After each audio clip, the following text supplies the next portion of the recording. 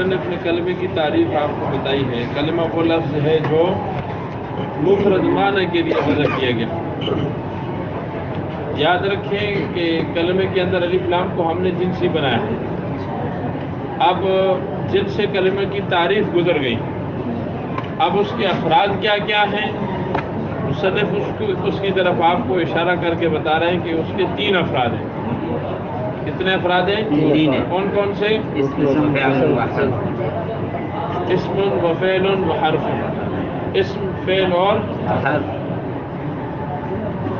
یہ جو ہی اسم و فعل و حرف میں یہ ضمیر ہے, یہ الکلمہ کی طرف لوٹ رہی ہے. کس کی طرف لوٹ رہی ہے؟ الکلمہ. اور یہ مذکر ہے, ابتدا بن رہی ہے. اور اسم و فعل و حرف یہ خبر بن رہی ہے. اور بولو تو صحیح, یہ کیا بن رہی ہے؟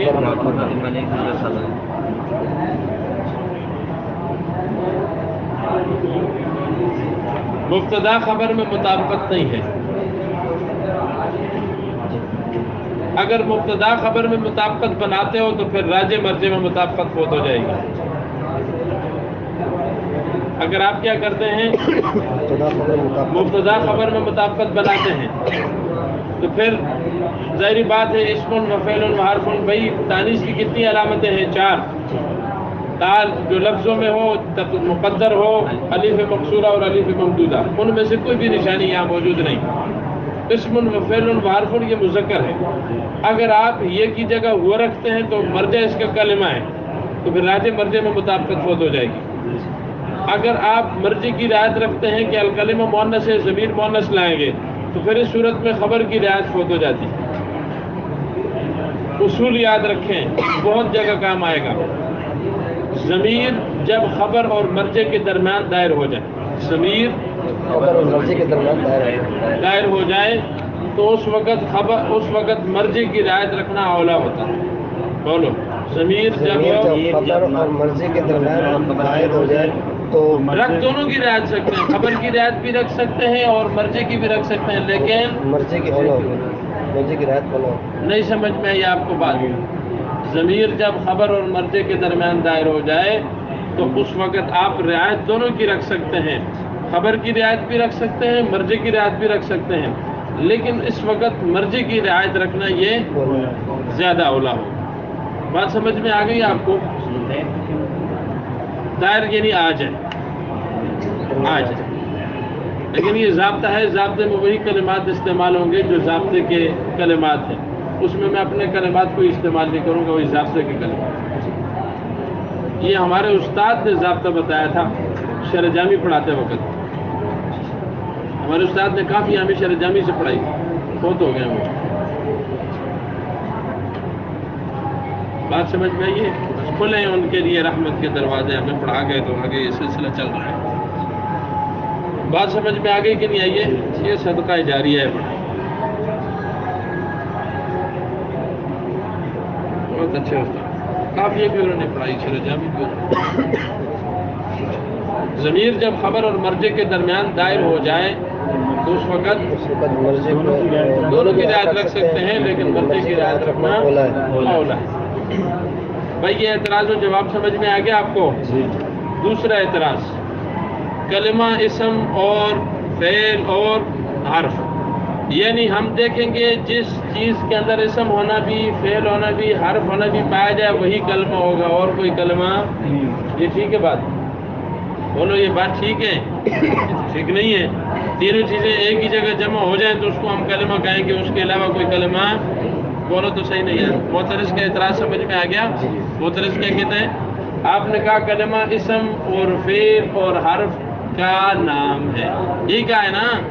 تو حالانکہ ہم اسی چیز کو کلمہ کہیں گے جس میں اسم ہونا بھی پایا جائے, فعل ہونا بھی پایا جائے. ایک ہی چیز ایک وقت میں اسم بھی ہو, فعل بھی ہو, حرف بھی ہو. مولوی صاحب ہو سکتا ہے؟ معترض کا اعتراض سمجھ میں آپ کو آ گیا؟ آپ اپنا پورا مغز مجھے دیں گے تو یہ بات سمجھ میں آئے گی, ورنہ نہیں آئے گی. پوری توجہ میری طرف رکھیں. یاد رکھیں تقسیم کی 2 قسمیں ہیں.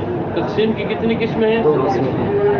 ایک ہے تقسیم الشیء الی اجزائہ, ایک ہے تقسیم الشیء الی اجزائہ, اور ایک ہے تقسیم الشیء الی افرادہ. تقسیم الشیء الی افراد، ایک ہے تقسیم الشیء الی اجزائہ اور ایک ہے تقسیم الشیء الی افرادہ. کسی چیز کو اپنے اجزاء کی طرف تقسیم کرنا اس کو کہتے ہیں تقسیم الشیء الی اجزائہ، تقسیم الشیء. الی اجزائہ، اور کسی چیز کو اپنے افراد کی طرف تقسیم کرنا اس کو کہتے ہیں تقسیم الشیء الی افرادہ. ان دونوں میں فرق ہے. پہلے آپ تقسیم الشیء الی اجزائہ ہی سمجھیں. بھائی آپ کو کوئی آدمی آپ کسی مجھے چائے دیتے ہیں بنا کے، کیا کرتے ہیں؟ چائے دیتے ہیں بنا کے. میں آپ کو کہتا ہوں بھائی یہ کیا چیز ہے؟ یہ آپ کہیں گے جی یہ پانی، پتی، دودھ اور چینی کے مجموعے کا نام. آپ مجھے کیا کہیں گے؟ فوراً اس کے سارے اجزاء کا نام لیں گے، پانی، پتی، چینی اور دودھ. کہیں گے کہ نہیں کہیں گے؟ یہ ہے تقسیم الشیء الی اجزائی. بولو تو صحیح، یہ کیا ہے؟ تقسیم الشیء الی اجزائہ. ایک ہے تقسیم الشیء الی افرادہ. انسان ہے نا، انسان کے نیچے زید بھی ہے، عامر بھی ہے، بکر بھی ہے، منصور بھی ہے، جو مخان بھی ہے، سارے آتے ہیں کہ نہیں آتے؟ یہ سارے انسان کے افراد ہیں. اگر آپ سے انسان کے افراد پوچھے جائیں انسان کس کو کہتے ہیں، آپ زید، عامر، بکر سارا نام لے لیں گے. یہ ہے تقسیم الشیء الی افراد. اب جو میں اصل پوائنٹ سمجھانے لگا ہوں جس کے لیے میں نے یہ بات کی ہے، یاد رکھیں تقسیم الشیء الی اجزائہ میں عطف مقدم ہوگا حکم پر. تقسیم الشیء الی اجزائہ میں عطف مقدم ہوگا حکم پر. بولو بولو. تقسیم الشیء الی اجزائہ پر عطف مقدم ہوگا حکم پر، اور تقسیم الشیء الی افرادہ میں حکم مقدم ہوگا عطف پر. تقسیم الشیء الی افرادہ پر حکم مقدم ہوگا عطف پر. بات سمجھ میں آپ کو نہیں آئی ہے؟ میں سمجھاتا ہوں. آپ جیسے دیکھ رہے ہیں اسے یہی سمجھ میں آ رہا ہے، بات سمجھ میں نہیں آ رہی. سمجھاتا ہوں میں بات، لیکن صرف یہ الفاظ آپ اپنے ذہن میں پہلے ڈالیں. تقسیم الشیء الی اجزائہ میں عطف مقدم ہوگا حکم پر، اور تقسیم الشیء الی افرادہ میں حکم مقدم ہوگا. اب سمجھ میں آ گئی بات؟ اب آپ اس بات کو سمجھیں. میں نے تقسیم الشیء الی اجزائہ کی مثال آپ کو کیا دی ہے؟ چائے کی مثال دی ہے. چائے کی مثال دی ہے. اس میں کیا ہوتا ہے؟ عطف مقدم ہوتا ہے کس پر؟ حکم پر. حکم پر. اگر آپ الٹا کریں گے تو بات غلط ہو جائے گی. اگر آپ الٹا کریں گے تو غلط ہو جائے گی. معترض نے الٹا ہی کیا ہے، اس لیے بات غلط ہوئی ہے. اب آپ دیکھیں، چائے وہ دودھ، پتی، چینی اور پانی کے مجموعے کا نام. بات سمجھ میں آ گئی؟ عطف میں مقدم کر رہا ہوں. اگر مولوی صاحب میں عطف مقدم نہ کروں تو پھر کیسے اس کی صورت بنے گی؟ چائے دودھ ہے، چائے صرف پانی ہے، چائے صرف پتی کا نام ہے، چائے صرف چینی کا نام ہے. مولوی صاحب یہ میرا حکم لگانا صحیح ہے؟ کوئی آدمی کہے چائے صرف پتی ہے، چائے صرف چینی ہے، اس کا یہ حکم لگانا صحیح ہے؟ یہاں عطف مقدم ہوگا حکم پہ. حکم بعد میں لگاؤ گے، پہلے کیا کرو گے؟ عطف مقدم کریں. بولو تو صحیح. عطف مقدم کریں گے. عطف مقدم کرو گے اور حکم اس میں بعد میں لگے گا. نہیں سمجھ میں آپ کو بات آ رہی؟ اور تقسیم الشیء الی افرادہ میں حکم پہلے لگے گا اور عطف بعد میں ہوگا. اب میں کہتا ہوں انسان، زید انسان ہے، غلط ہے کہنا؟ زید، عامر، بکر، منصور جو مکان سب انسان ہیں، لیکن ان میں سے میں ایک کو اٹھا کے کہتا ہوں زید انسان ہے. میرا یہ حکم لگانا غلط ہوگا؟ بولو غلط ہوگا. ٹھیک ہے نا، زید انسان ہے ایک فرد کو لے کے. مولوی صاحب یہاں پہ تقسیم الشیء الی افرادی ہوا ہے. جس مسئلے میں ہم چل رہے ہیں کلمہ، اسم اور فعل اور حرف ہے، اس کلمے میں تقسیم الشیء الی افرادی ہوا ہے. کیا ہوا ہے؟ تقسیم الشیء الی افرادہ. تقسیم الشیء الی افرادہ میں حکم مقدم ہوتا ہے عطف سے. لہذا کلمہ اسم ہے، ٹھیک ہے کہنا، کلمہ فعل ہے، ٹھیک ہے، کلمہ حرف ہے، حکم پہلے لگاؤ گے، عطف بعد میں ہوگا. اور معترض نے جو اعتراض کیا وہ تقسیم الشیء الی اجزائی کو لے کے کیا ہے. وہاں عطف مقدم ہوتا ہے. پھر اس نے اسی چیز کو لیا تو اس نے کہا کہ کلمہ ان تینوں کے مجموعے کا نام ہے. اس لیے ہم معترض کو کہیں گے کہ آپ کو غلطی جو لگی ہے وہ تقسیم کی دوسری قسم کو نہ سمجھنے کی وجہ سے لگی ہے. تقسیم کی دو قسم، تقسیم الشیء الی اجزائی اور تقسیم الشیء الی افراد. اور یہاں کیا ہے؟ تقسیم الشيء إلى أفراده. افراد. بھائی مسئلہ حل ہو گیا. معترض کا اعتراض بھی سمجھ میں آ گیا اور جواب بھی آپ کو سمجھ میں آ گیا. آگے لأنها سے مصنف دلیل بیان فرما رہے ہیں. لأنها اما ان تدل على معنى في نفسها اولا. بھائی وجہ حصر سمجھتے ہیں؟ بولو وجہ حصر سمجھتے ہو؟ کس کو کہتے ہیں؟ ہاں کس کو کہتے ہیں؟ کسی چیز کو دوسری چیز میں بند کر دینا، اثر بند کرنے کو کہتے ہیں. اب اس چیز کو اس میں کیوں بند کر دیا گیا؟ اس کی وجہ کیا ہے؟ دیکھ لیں اس کو. کلمہ دو حال سے خالی نہیں. کلمہ دو حال سے خالی نہیں. یا تو اس معنی پر دلالت کرے گا فی نفسہا جو اس کی ذات کے اندر موجود. بھائی معنی نکرہ ہے، نکرہ کے بعد جار مجرور آ جائے تو آپ کو ایک ضابطہ بتایا تھا اس دن. ہاں نکرہ کے بعد فعل آ جائے تو وہ بھی وہ لفظ کے بعد وضع آ گیا تھا. لفظ نکرہ ہے، وضع اس کی صفت بنتا ہے سارا جملہ. تو یہاں معنی نکرہ آ گیا، اس کے بعد فی نفسہا کیا ہے؟ جار مجرور. نکرہ کے بعد جار مجرور آ جائے تو آپس میں موصوف صفت بنتے ہیں. مولوی صاحب معرفہ کے بعد اگر جار مجرور آ جائے تو کیا بنتے ہیں؟ جار مجرور کیسے باشد کے گویا. معرفہ کے بعد جار مجرور آ جائے تو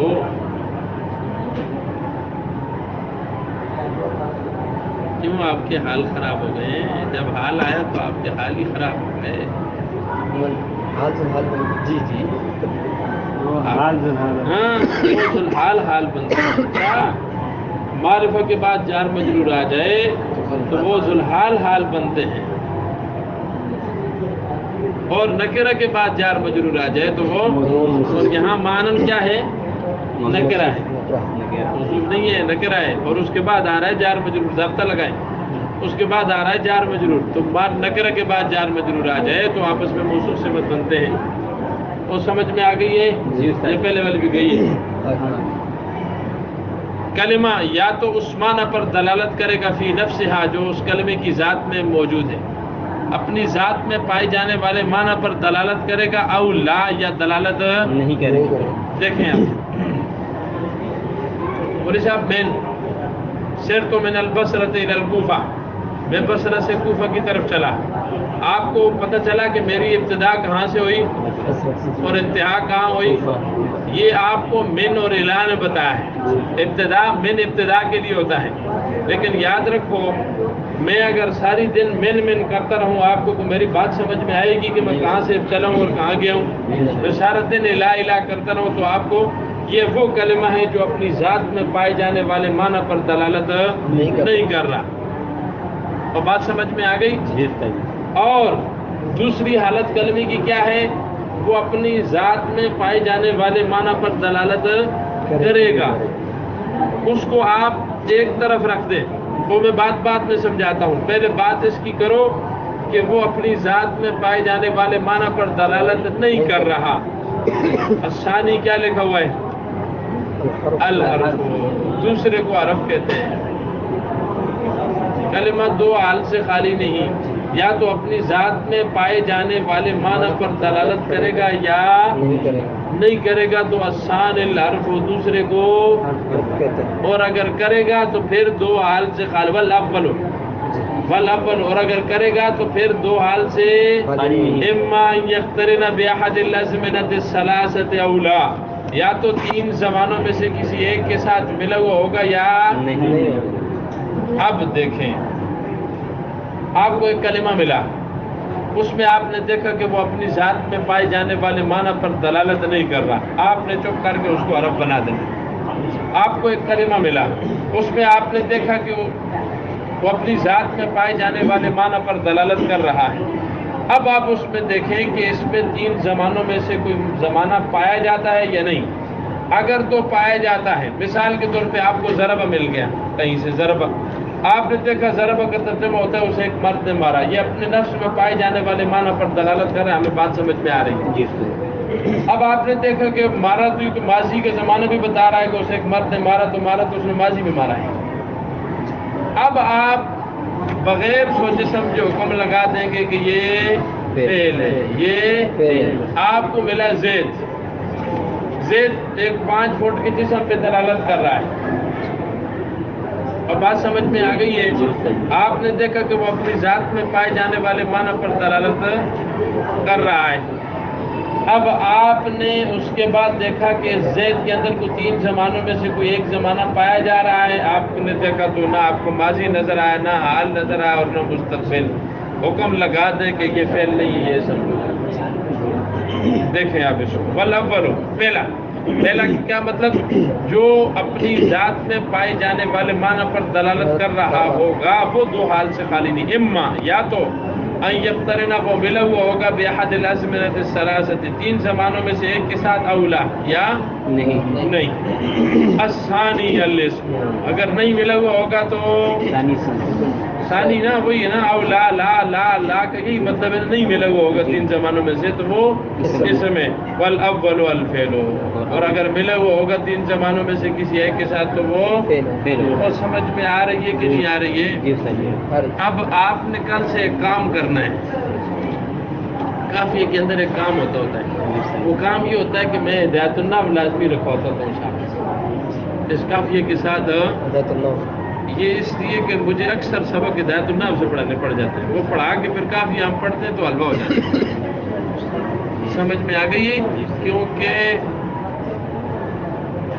آپ کو اگر میں کہوں تو آپ کہیں گے ویسے شغل ہے، یہ کافیہ کا مطالعہ ہدایت النحو سے آپ کو بڑا فائدہ دے گا۔ میں نے اکثر اساتذہ کی ترتیب یہ دیکھی، جو منفرد پڑھانے والے اساتذہ ہیں وہ صبح ہدایت النحو کا سبق پڑھاتے ہیں، وہی سبق شام کو کافیہ سے پڑھاتے ہیں،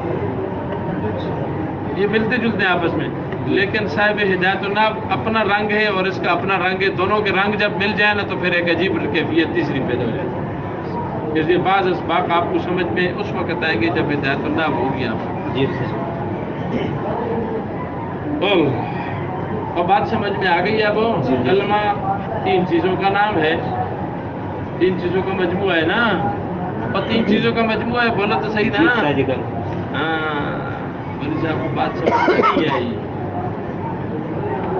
میری ہر بات میں جی نہیں کرنا، میں کافی میں بہت سارے آپ کے مغز چیک کرنے کے لیے آگے پیچھے بھی جاؤں گا۔ 3 چیزوں کا مجموعہ کے طرح میں نے 1 گھنٹہ ساری تقریری سی پہ کی ہے، مجموعہ نہیں ہے یہ،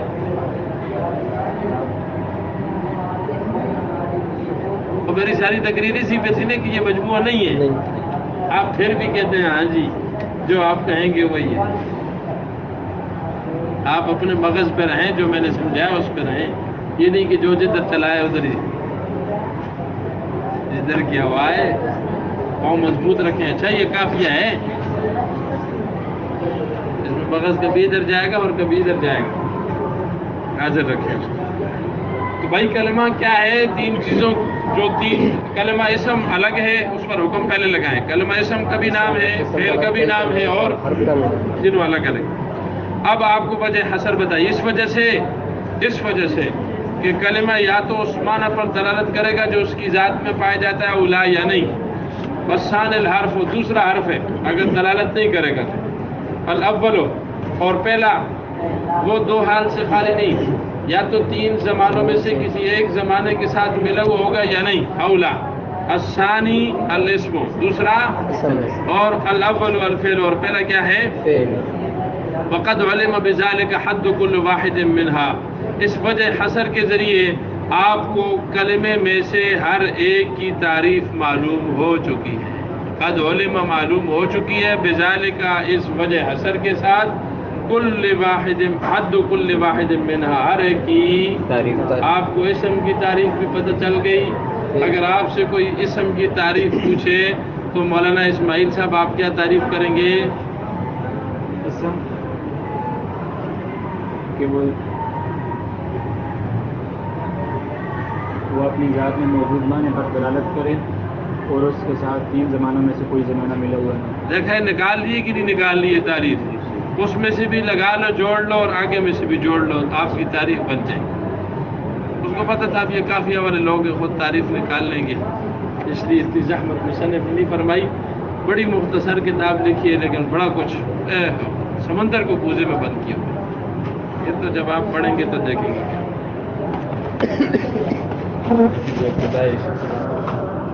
روتا ہے کہ آگے آگے دیکھ کے روتا ہے.